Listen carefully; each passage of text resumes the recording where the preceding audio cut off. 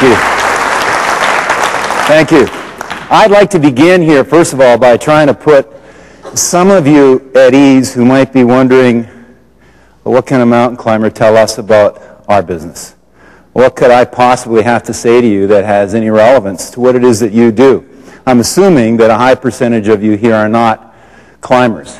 So I'm going to try to position why I'm here this morning. It is my firmly held belief that there are a great number of similarities that exist between the extreme end of my sport, which you'd call high-altitude mountaineering, and the world of business. And it's my hope that with some imagination on your parts this morning, and an open mind, and a bit of skill on my part, perhaps you'll be able to identify and hopefully leave this theater with some insights that have a practical application in both your professional and maybe even in your personal lives. It looked to me like 62 years had shown that out of every 3 people that had made it to the summit, on the average, 1 will die. So 1 out of 3, your chances of dying are 1 out of 3, if you're going to go to the summit, which was my intention. So why am I bringing all this up? It's to ask you to think for a moment, without looking at each other, what would it take to motivate you to go into a situation where the odds are 1 in 3 that you're going to die? Think about it just for a moment. What would it take? Would it take money? What would it take? Now, traditionally, when we look at what's motivated human beings throughout time, if we take out of the picture love and high ideals, if we remove them, what's left? Well, you just have to read the newspapers and look at business and politics, and you'll see that there's 4 easily identifiable things that motivate people to take chances way over and above what perhaps they should. One is power, one is prestige, one is money, the other is sex. And I'm not trying to lower anything here this morning. I'm just trying to be honest with you that those are easily identifiable motivating factors that drive people to take risks higher than they normally would. Now, I want to admit to you that on that expedition and all the other 33 trips I've been on, there hasn't been much power or prestige associated with these trips. There's no guarantee you're going to make it. And as you remember in 1996, with the tragedy within one night, 12 people dying on the mountain, there's no guarantee. Power and prestige, out of the picture. Money, I never got paid to go on this expedition, neither did anyone else, and we put a lot of our own money into it. Sex, if there's any sex happening on these trips, I didn't know where the hell it was happening. So all 4 of those normal motivating factors were out of the picture. So that should leave you with the question, well, then what the hell motivates you? And I think it's an excellent question, and I think it's something to look at and think about today and in the days and the weeks and the months to come. Because in the end, I really don't believe personally that it's so much our gender, our age, our looks, our social skills, our education, that in the end define what we do with our lives. Those things have application, they have value. Definitely. They have value. But in the end, that's not what determines what you do with your life or how successful you are. What determines what you do with your life is what motivates you. It's what motivates you. And that's what I'm here this morning to remind you a bit about. This is what I mean by it's important to question why you're doing what you're doing here. And if you believe in what it is you're doing, don't let the excuses get in the way. Because it's scary when you're asked to go to a place that's uncomfortable, to go to a place where you're going to have to try things in a different way, where you might fail and you might be embarrassed. It's scary. So most people back away. And that's what mediocrity is people unwilling to test themselves, unwilling to dig deep enough to find some courage to try to do things differently than they've done in the past. Where our best efforts, emotionally, intellectually, physically, resulted in abject failure, bringing financial loss, social embarrassment, physical injury, intellectual confusion, emotional heartbreak. Those memories act more like stop signs that cry out to us. Hey, slow down, stop, don't go any further. Remember last time you came this far? You made a fool of yourself. You broke the bank. You broke your heart. You broke your body. And when we, as human beings, are reminded of something like that, most of us get intimidated, because who wants to endure pain? Most of us don't want to do that. So a lot of people end up, a high percentage of people end up shying away from the area where we failed in the past. We have a feeling for what our capabilities are. As soon as those are roughly delineated, we start to weave a safety net of sorts within this circle. And the safety net is made up of patterns of behavior, ways of doing things, methods that worked in the past, and we convince ourselves they're going to work in the future. Nothing wrong with that. That's logical. The problem lies in the fact that if you're not careful, the security net can turn into a prison. Okay, the consequences of failing out here are unacceptable.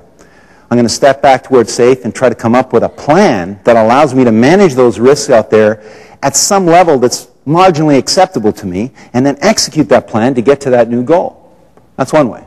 The other way is to step back and simply say, I can't, because you're frightened of failing and you're frightened of getting hurt. We imprison ourselves in a cage of our own making. The bar is made up of those fears that we haven't taken the time yet to confront. And the truth is that the only way you ever remove fears in your life is you stop running and you hold your ground and you confront it and you start to move towards it and you get to understand it and look at it. The difference between excellence and mediocrity quite often isn't as broad as many people think. Oh, it's a big leap from mediocrity to excellence. The truth is, it isn't. Quite often, the difference is a fine, fine line of being willing to go just that little bit further that brings what you do, what your accomplishments are, and what you're capable of into the realm of excellence rather than mediocrity. 11 years of that experience I had when I joined the Everest expedition in 1981. I joined as a climber and as assistant to the equipment manager. So my job there was to get together the 27 tons of gear we were going to need to do this mountain, gathered it together in Calgary, and then with 3 other Canadians, we transported it to the other side of the planet, to the capital city of a kingdom named Nepal, in which the southern half of Everest lies, and then transported it overland about 350 to 400 kilometers to the base of the mountain. Now, when we arrive at the base of Everest, it's at 17,500 feet above sea level. It's a very inhospitable place used by other expeditions for over 33 years on this side of the mountain, on the south side. So it takes a week to clean up the mess others have left behind and get ourselves ready for what we're going to be doing. It is and always will be us, the individual, who makes it work. Gear helps us. Technology helps us. But it's still us. It's that spirit within each of us that makes it work, it being an expedition or a company. If it looked reasonable, I'd radio down for the main team to come up at 2:30. They'd shoulder a load and work for 4.5 hours through darkness till morning light. And when it got light out, you kind of wish that it stayed dark, because now when you could see where you were, it wasn't a very enviable place. Once we reached the site of Camp 1 at 19,700 feet, we dumped the gear in a pit that we covered with a tarp, set up a couple of tents, checked out what lay ahead in the months to come, and then head back down to base camp. And this is what we did day in and day out. The highest percentage of mountaineers that die in Himalayan mountaineering are killed by avalanches. On August 31st, when a group of 12 of us were carrying gear from base camp to Camp 1, an avalanche released off the west ridge of Everest and buried 7 of our members. We were able to rescue 4 of them, but 3 men were killed. Of the 3 killed, we were only able to retrieve the body of 1 man. I guess each one of us that came here set our own limits, maybe unconsciously before we even arrived here in Nepal, as to how much we'd take before we decided the mountain wasn't worth it. And the accidents were really tragic. It was terrible about Blair. And some of the members, I think, found that that was the limit for them. And that's fair enough. I found myself quite puzzled. I helped carry down the body of the Sherpa that we could retrieve, and was there when we retrieved Blair. And I kept wondering if there's something wrong with me, but I felt I still had a lot left inside me.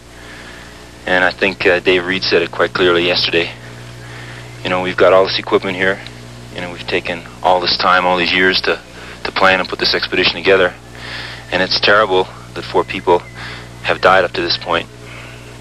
But inside, I still feel like I've got a lot yet to give, and I think our chances are reasonable, especially with the route that we've chosen now, the South Col route. And that's why I stayed, because I feel we still have a chance, and I still feel I've got a lot of energy left inside me for this. And I certainly don't disregard the loss of life, not at all. But I really think it would be such a waste if we turned around and left now without giving it another try. And that's why I'm staying.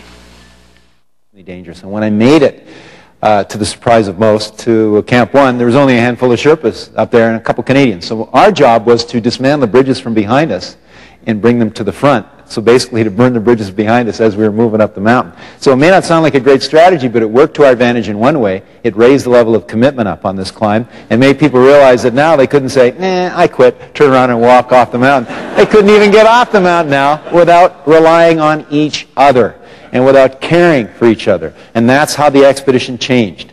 This isn't a place to be sloppy. This isn't a place where mistakes are tolerated. This is where you do it right each and every time. Every action that you take is thought out and done with intention and clarity.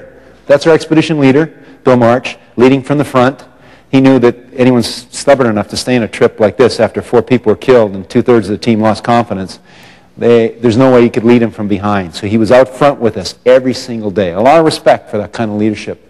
This is what it's like outside. 30 below zero, roughly, winds 40 to 50 kilometers per hour. We moved so fast we set a world record. In 5 hours and 15 minutes after we left the South Call, Sundari Sherpa, Lakwadorje Sherpa, and myself summited at 9:30 a.m. on October the 5th. We were on the summit for 33 minutes, stayed there till 10:33. And as I stood there on top, I remember thinking how glad I was I hadn't listened to any of these people that said you can't do things. And then I realized that the only person who defines what I can and cannot do is me, just like it is you. My impression of you isn't going to determine what you do in life. It's you who determines it. And if you allow the excuses and the I can'ts to get in the way, then everything becomes impossible and difficult. But if you've got the courage and the guts to try, anything becomes possible in your relationships, personal and professional.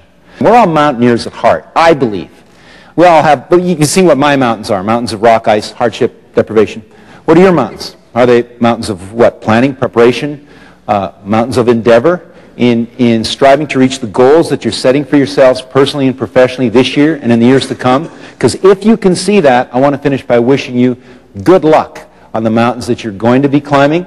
I'd like to think you extend the same back to me. Remember this key, to care about yourself and care about each other. That makes the best teams, where people share in the good times as well as in the challenging times where you're trying to make things work. Care about each other and you're going to go so far, and you're going to blast the competition right out of the waters. Good luck. Enjoy the rest of the afternoon. I look forward to seeing you tonight. Thank you.